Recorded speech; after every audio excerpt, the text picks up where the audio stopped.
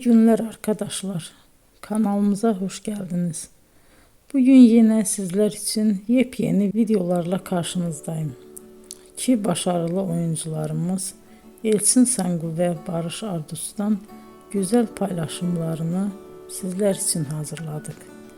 Elçin Sangu, Sevdim Alabora, Yalancı ve Mumları, Kiralık Aşk, İyi Günde Kötü Günde bu dizilerde rol almış ve herkes tarafından çok beğenilmiştir.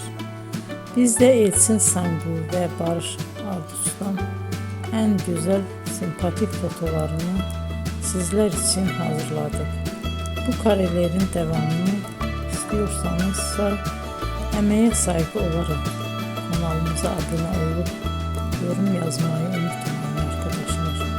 Teşekkür ederim.